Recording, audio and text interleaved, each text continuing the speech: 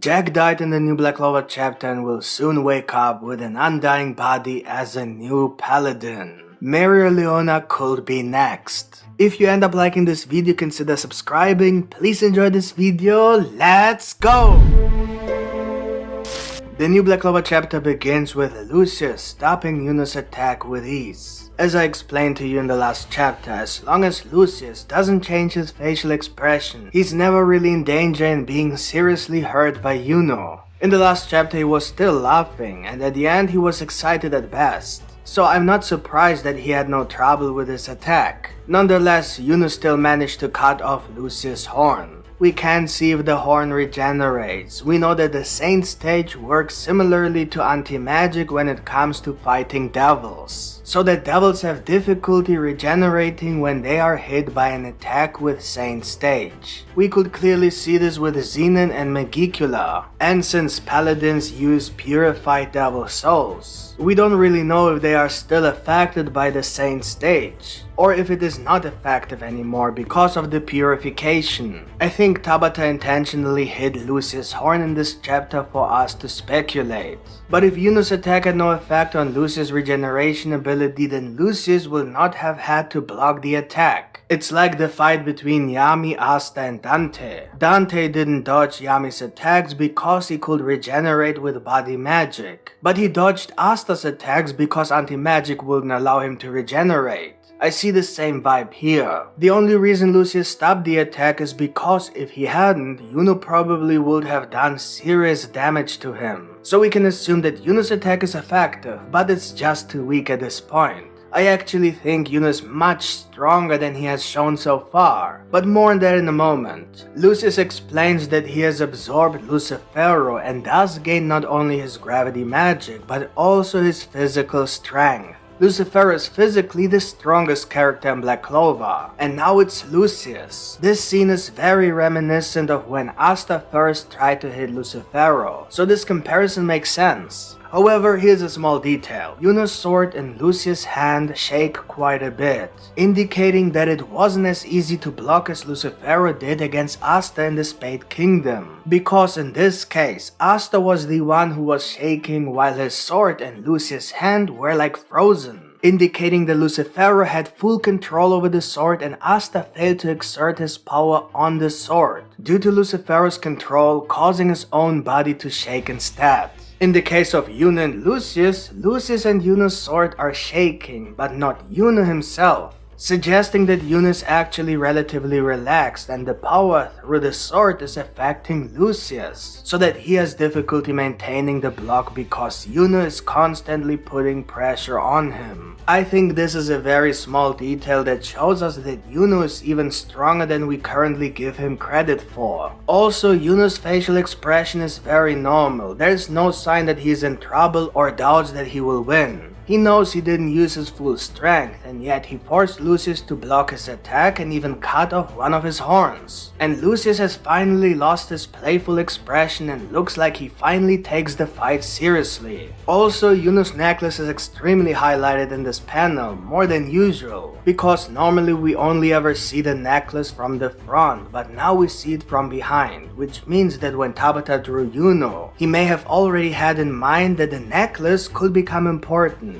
What I mean by this is that Tabata already knows that he will soon use the necklace, and so it is always in his mind when he thinks of Yuno or draws him. And so of course he was thinking of it when he drew this scene and thus highlighted it even though we didn't see Yuno from the front. I think that's a big hint. It could be a new magic ability inside the magic stone. It could be negative mana for demon magic, so demon wind, demon star, demon sylph, 5-leaf clover, dark elf transformation, and so on and so forth. That's something to look forward to. Also, besides the possible power up from the magic stone, he probably has other new things he hasn't shown yet, like the final spirit dive with the final wind god weapon. Over 2 years ago I predicted that it could be the fairy form with bow and arrow. Well, the bow and arrow has already been confirmed, and the fairy form isn't too unlikely now either, considering that he literally created fairies with Neverland. and Sylph herself has become a real fairy. So much for the Yuno versus Lucius scene. This scene then cuts to Yami, Jack and Morgan. It actually looks like William's tree was able to almost close Jack's wound, which is pretty surprising. But as I told y'all, it will be useless. He has already lost so much blood that there's no way to save him. Not without Mimosa. Jack is lying on the ground talking about his death.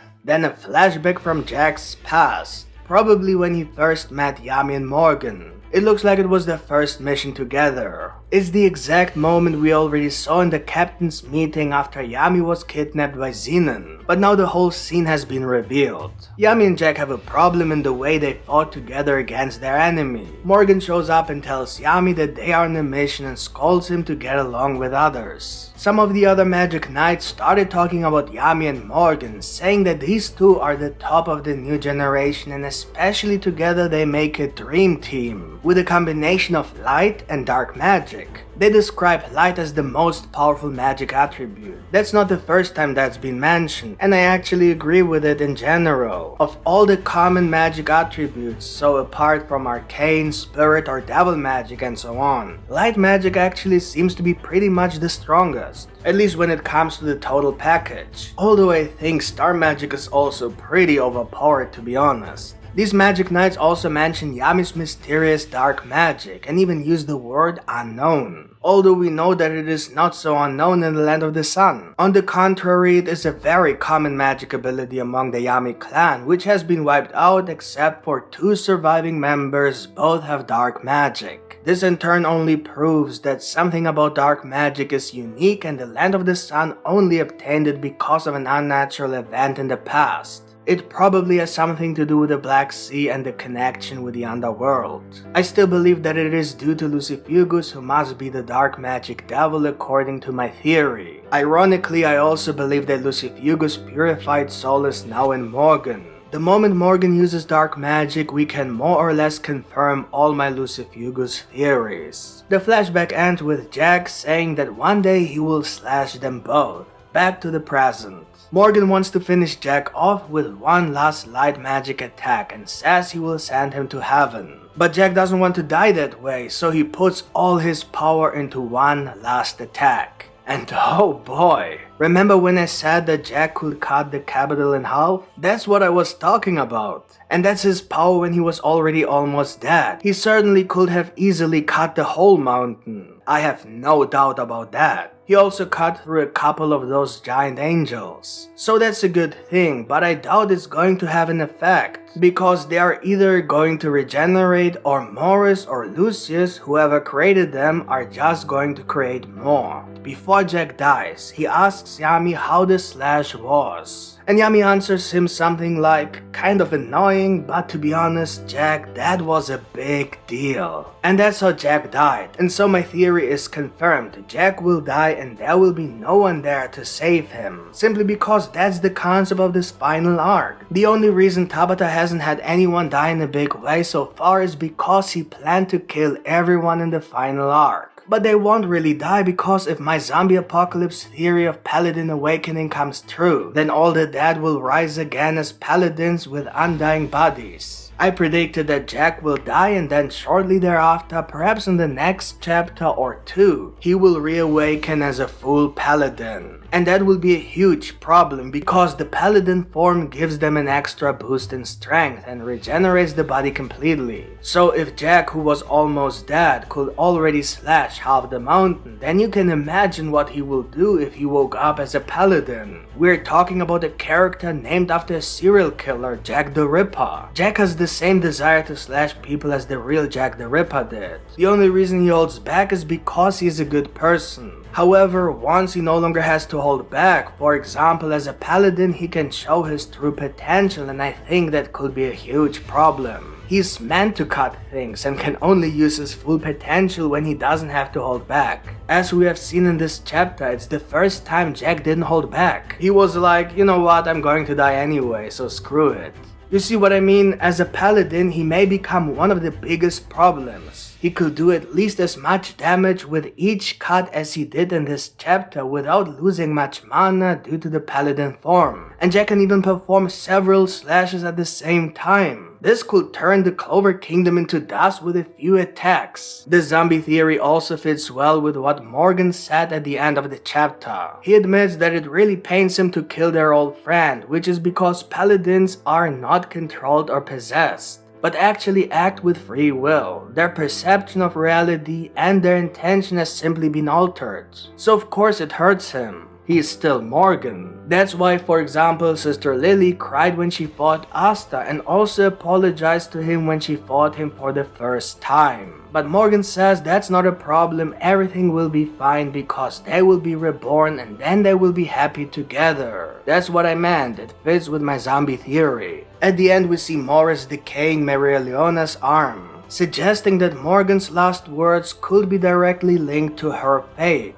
and thus she could likely become the next victim and thus the next paladin. Before Mereoleona dies, however, she will likely lose both arms, both legs, and half of her head. Believe me, she won't just go down like Jack. She's the kind of person who will die standing and with her eyes open. But it still looks like she could be the next paladin, or at least become a paladin in general. Whether she's the next one or just one of the future paladins. It would be cool if she could make a firearm like Fuegolian, and we could get a crazy scene where both siblings have a firearm, Fuegolian's right arm and Mereoleona's left arm. Based on these two, Jack and Mereoleona, it looks like my prediction that anyone who didn't become an elf in the elf reincarnation arc might be more likely to become a paladin in this final Judgment Day arc. So especially characters like the Silva siblings. It would be cool if Noelle had to fight her whole family, and then her father comes to support her or something. Wouldn't that be insane? The last thing to say about this chapter is the magic ability Morris used to disintegrate Mereoleona's arm. It doesn't look like it's an ability he can perform with his normal modification magic, so it must be something else. The only thing that has the word decay in the name of the spell is one of Megicula's magic ability, but that one doesn't really have anything to do with the decay process. In any case, it's probably the magic ability of his purified devil, or it's something he achieved through modification of the paladin spell. Let me know in the comments if you know what it could be, and tell me what you think of this new Black Clover chapter and my Black Clover video. If you enjoyed this video, then please leave a like, it really helps me a lot. It helps the algorithm to push the video so I can make better and more videos for you. If you want to see more Black Clover content, then subscribe to this channel with the notification bell activated.